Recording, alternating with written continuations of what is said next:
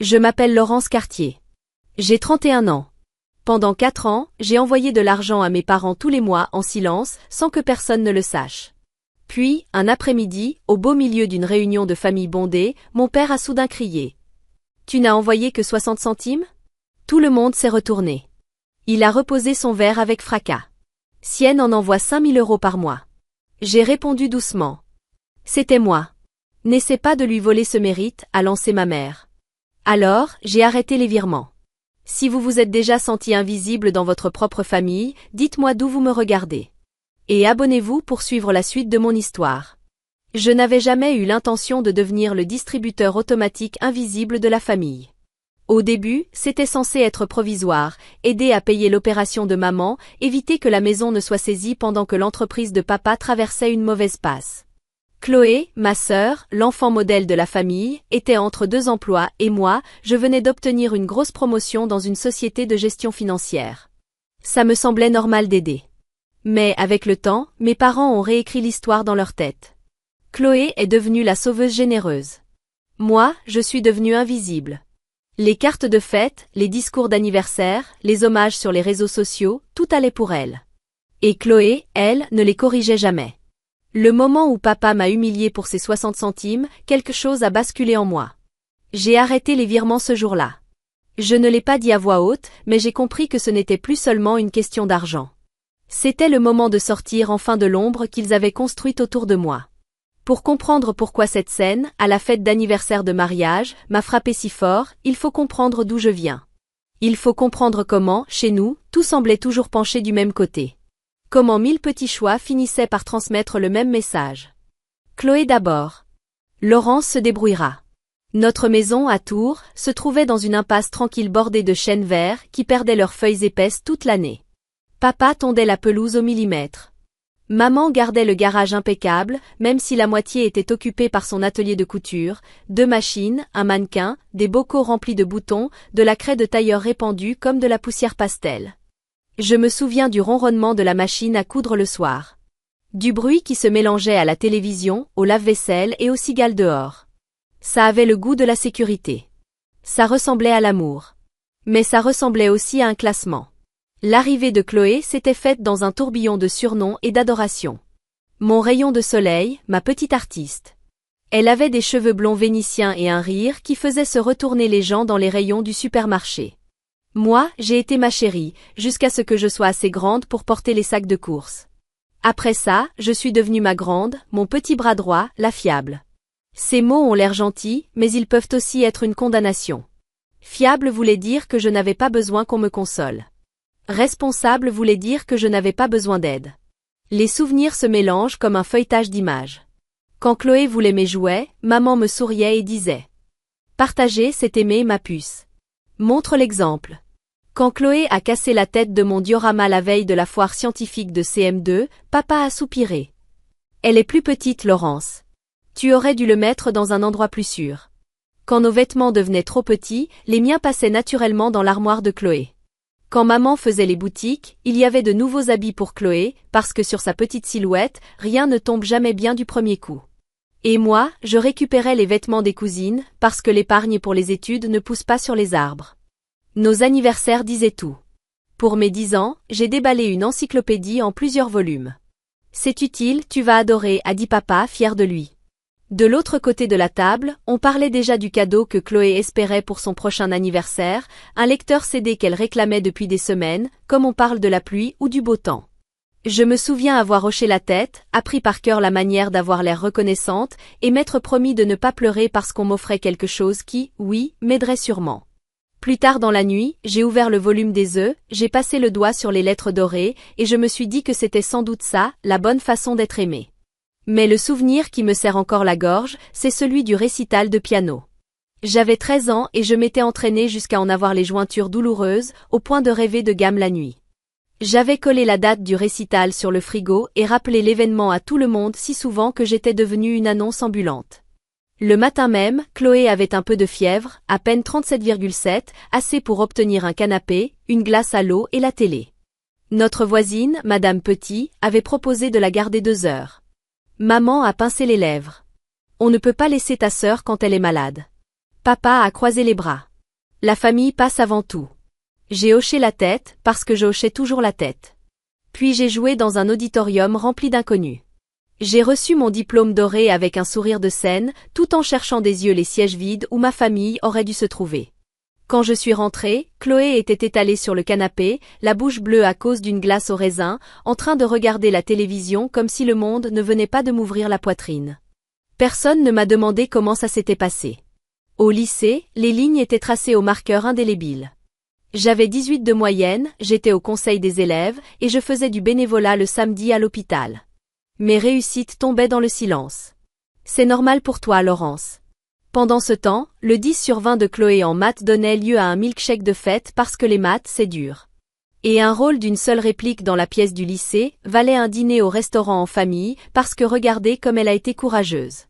J'ai appris à garder ma fierté cachée au fond de moi, comme un bonbon qu'on laisse fondre trop lentement pour vraiment en profiter. Quand les réponses des universités sont arrivées, le schéma s'est répété. J'ai été acceptée dans une grande école de commerce à Lille et dans 2 écoles très prestigieuses à Paris. Papa a regardé les frais de scolarité et a dit « Très bien. Maintenant, il faut décrocher des bourses. » Un an plus tard, Chloé a été admise dans une fac de province, puis a finalement été transférée à Paris-Dauphine, parce que, soi-disant, l'important, c'est de trouver l'endroit qui lui correspond. Ils ont pris des photos sur la place Bellecour à Lyon et m'ont envoyé une carte postale de la ville, avec une trace de rouge à lèvres collée dans un coin. Mes bourses couvraient la majeure partie de mes frais, et j'empilais 3 petits boulots pour le reste. Barista le matin, rangement à la bibliothèque l'après-midi, tâches administratives le week-end, et le sommeil, entre les lignes. Je me disais que ça forgeait le caractère. Je me disais que ça me rendait plus forte. Certains matins, ça me rendait juste épuisée. Je ne veux pas faire passer mes parents pour des monstres. Ils travaillaient dur. Ils nous aimaient. Ils nous aimaient simplement de travers. Ils ont confondu ma compétence avec de l'invulnérabilité et le charme de Chloé avec de la fragilité. Et quand on grandit dans ce genre de climat, on finit par intégrer les prévisions. Ciel dégagé pour Chloé. Laurence prend un parapluie au cas où. Alors j'ai appris à être imperméable. J'ai appris à ne plus demander. Ni qu'on me dépose. Ni du temps. Ni de l'attention qui faisait soupirer avant d'être donnée. J'ai appris à vivre mes grandes émotions en cachette, dans les toilettes, dans les bus de nuit, dans les coins sombres de la bibliothèque universitaire. Puis je m'essuyais le visage et je continuais. C'est fou jusqu'où on peut aller quand personne ne vérifie si on est en train de boiter. Mais c'est aussi comme ça qu'on se retrouve, à 32 ans, à Paris, avec un titre prestigieux et une belle vue, tout en étant à moitié convaincu qu'on ne mérite sa place qu'à condition de ne pas prendre de place. À 25 ans, j'avais réussi à sortir de l'ombre pour construire une vie qui, de l'extérieur, semblait intouchable. Après mes études, j'avais décroché un poste d'analyste junior dans une société d'investissement parisienne, un endroit où les ascenseurs sentaient le cuir et l'espresso, et où les costumes coûtaient plus cher que ma première voiture. Je gardais la tête baissée, j'apprenais vite, et je suis devenu le genre d'employé à qui on confie les problèmes avant qu'ils ne deviennent des scandales. Les horaires étaient brutaux, 80 heures par semaine, parfois plus. Mais je ne bronchais pas. J'étais habitué à avancer à la volonté et à la caféine. Les promotions sont arrivées vite, analyste junior, puis analyste senior en 18 mois, puis chargé d'affaires.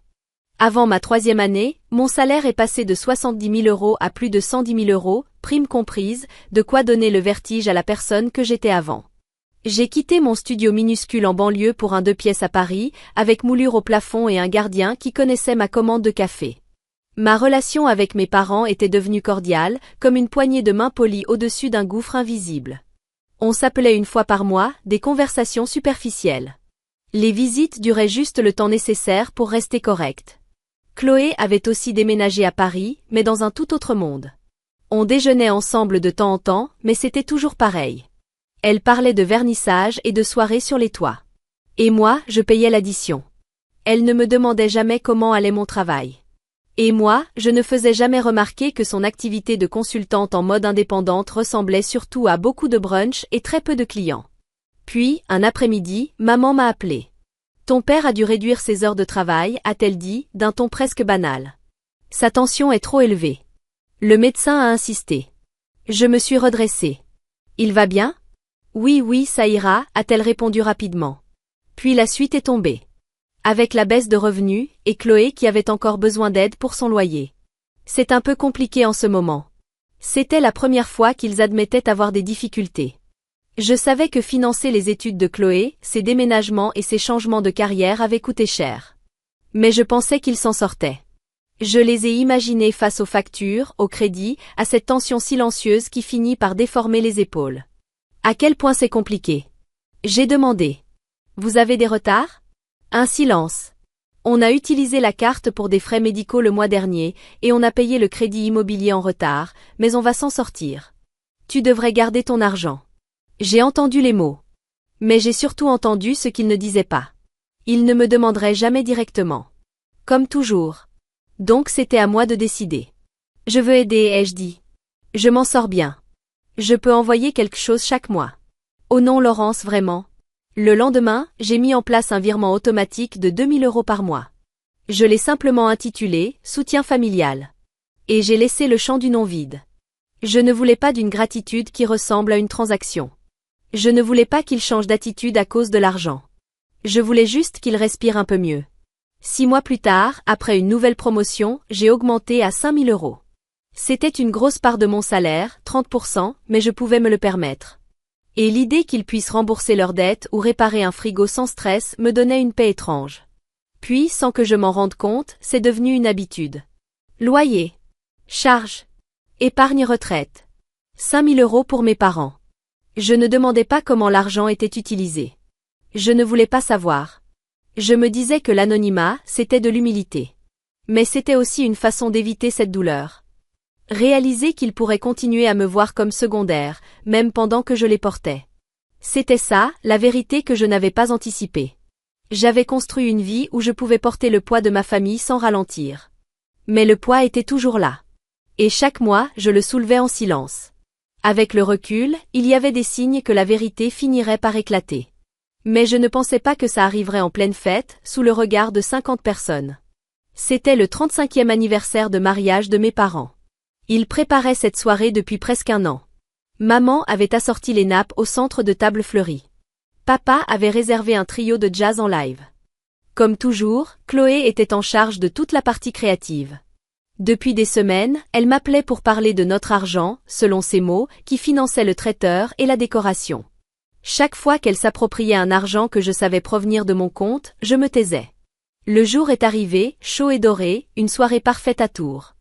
Je suis entrée dans la salle, vêtue d'une robe bleu marine ajustée et de talons bas. Mon armure pour ce genre d'événement. Les conversations bourdonnaient, entre souvenirs de famille et ragots polis. Je me suis frayé un chemin entre les accolades de tantes qui me demandaient si j'étais toujours célibataire et les cousins persuadés que je menais une vie parisienne glamour faite de cocktails et de spectacles. Quand le programme officiel a commencé, les discours ont ouvert la soirée. Mon oncle a loué le dévouement sans faille de mes parents. Puis Chloé a pris la parole, les larmes aux yeux, parlant des valeurs qu'il lui avait transmises et de la fierté qu'elle ressentait à pouvoir leur rendre l'appareil chaque mois. Elle n'a jamais mentionné le montant. Elle n'en avait pas besoin. La salle était déjà remplie de hochements de tête et de murmures admiratifs. Puis est venu mon tour. J'ai parlé de leur détermination, de leur sens du travail, de tout ce qu'ils m'avaient appris. Les applaudissements ont été polis. Bref. Puis est venu le moment des cadeaux. Dans mon enveloppe, j'avais glissé un chèque de 60 €. Un symbole. 60 € pour 60 années de vie et de mariage cumulés, parce que je comptais leur parler plus tard, en privé, d'un projet de voyage. Papa a ouvert l'enveloppe, sorti le chèque, et a froncé les sourcils. Tu n'as donné que 60 €? Sa voix a traversé la salle. Chloé nous envoie 5000 € par mois. L'air a changé. Brutalement. Les regards se sont tournés vers moi. Quelqu'un a murmuré au fond. C'était moi, ai-je dit calmement mais clairement. La tête de maman s'est tournée d'un coup vers moi. Arrête de lui voler son mérite, a-t-elle claqué, plus sèche que le bruit des couverts. Pourquoi tu es toujours en compétition? Un oncle a ri nerveusement en posant une main sur mon épaule. Pas besoin d'être jalouse, Laurence. Toi, tu as ton travail. Elle a sa générosité. Chloé, elle, avait disparu. Déjà. Comme si elle savait que ce moment allait arriver. Je suis restée impassible. Mais à l'intérieur, quelque chose s'est brisé. 4 ans. Plus de 200 000 €. Pas un merci. Pas une reconnaissance. Et me voilà accusée de jalousie, devant une salle entière qui repartirait convaincue que Chloé était l'héroïne.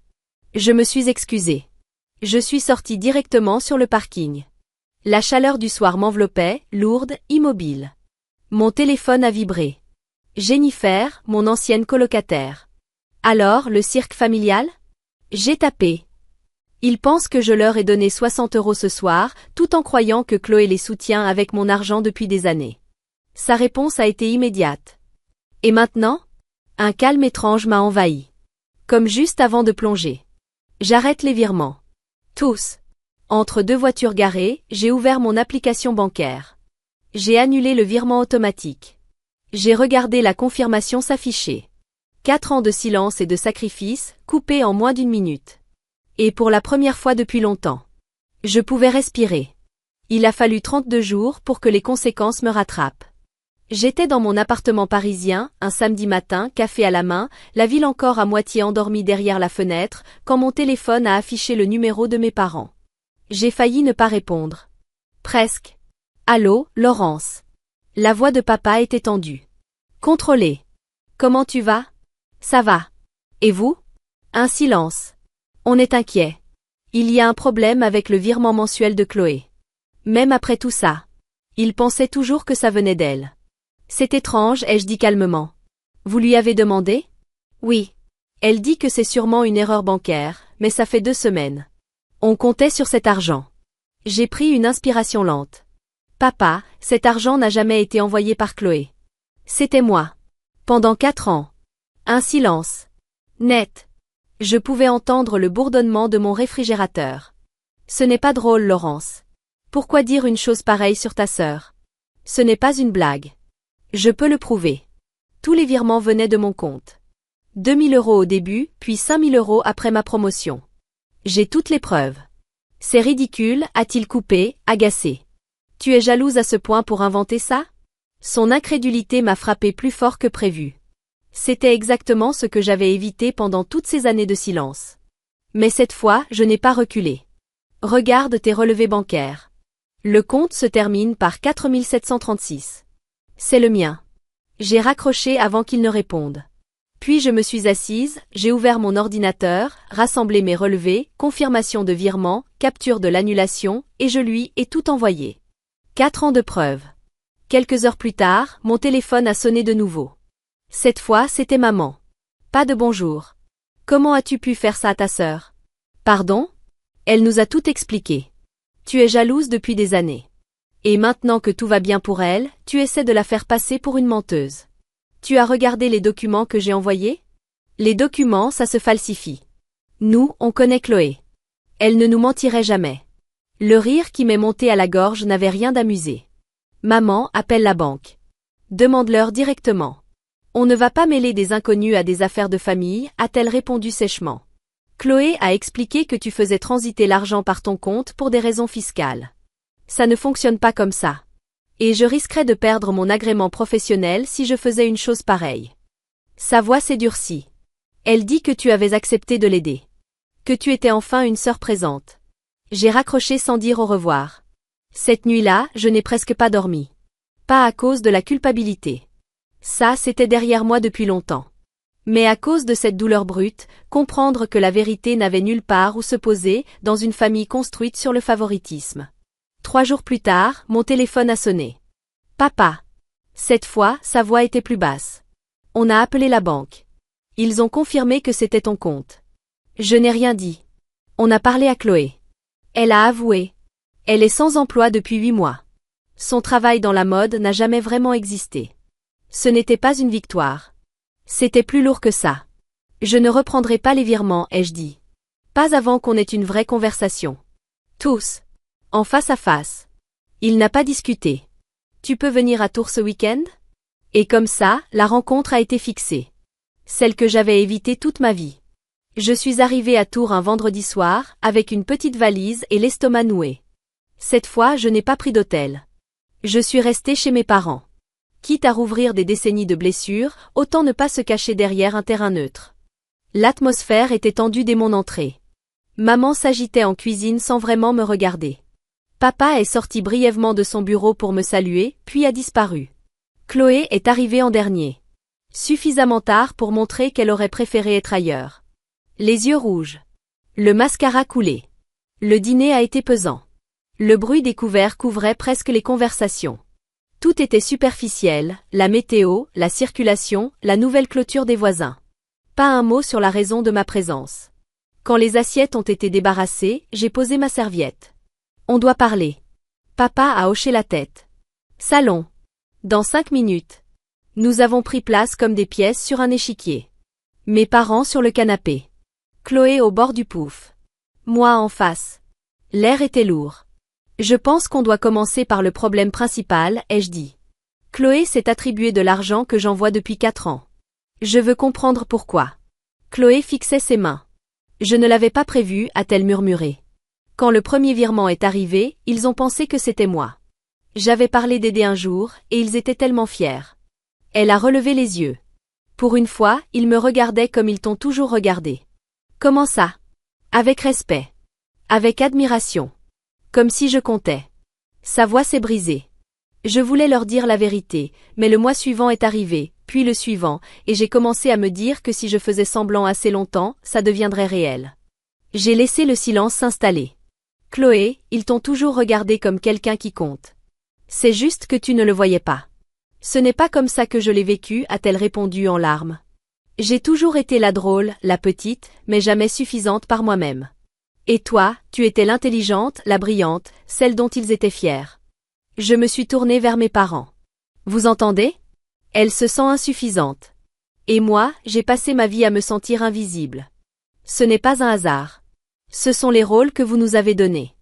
Maman a voulu répondre, mais papa a posé une main sur son bras. Laisse-la parler.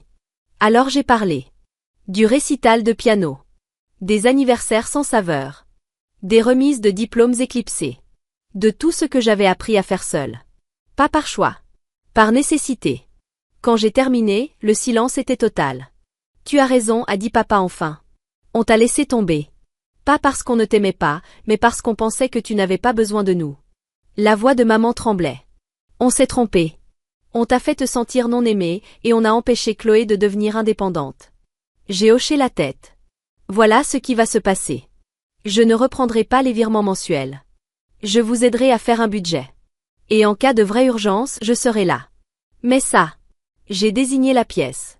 Ça doit changer. Personne n'a protesté. Pour la première fois, on regardait tous dans la même direction. 2 ans, c'est long quand on sort enfin d'un schéma qu'on n'a pas choisi. Je vis toujours à Paris. Mais mon appartement est différent. Plus léger. Plus vivant. J'ai appris à partir en vacances sans culpabilité. À dépenser pour construire ma vie, pas pour réparer celle des autres. Je me suis même mise à la poterie. Moi qui disais toujours, un jour, quand j'aurai le temps. En réalité, quand on arrête de s'épuiser pour être accepté, ce jour arrive plus vite. Ma relation avec mes parents est prudente. Ils appellent sans demander d'argent. Même si, parfois, j'entends encore l'hésitation dans leur voix. On parle de livres, du quartier, des actualités. Ce n'est pas chaleureux. Mais ce n'est plus transactionnel. Chloé, étonnamment, a le plus changé. Après cette soirée, elle est partie vivre à Bordeaux. Elle travaille maintenant comme organisatrice d'événements. Elle cherche encore sa voie. Mais elle le fait seule. Sans dépendre de moi. Sans dépendre de personne. On s'écrit de temps en temps. Parfois pour rien. Parfois pour des choses importantes. Il y a une honnêteté fragile entre nous. Une chose qu'on n'avait jamais eue. La dernière fois que je l'ai vue, on s'est retrouvés dans un petit café. Elle m'a tendu une boîte. À l'intérieur, une tasse en céramique. Imparfaite. Bleu profond, avec des traces dorées. Je l'ai faite en cours de poterie. Je me suis dit que tu aimerais. J'ai passé mes doigts sur le bord irrégulier. J'ai souri. Oui. J'adore. On est resté là longtemps. Sans rôle. Sans masque. Juste 2 sœurs. Voilà la vérité. Parfois, on n'obtient jamais les excuses qu'on mérite. Parfois, ceux qui nous ont blessés ne comprendront jamais vraiment. Mais ça ne veut pas dire qu'on ne peut pas arrêter l'hémorragie soi-même. Avant, je pensais que la force, c'était tenir. Attendre qu'on me voie. Qu'on m'apprécie. Qu'on m'aime comme j'en avais besoin.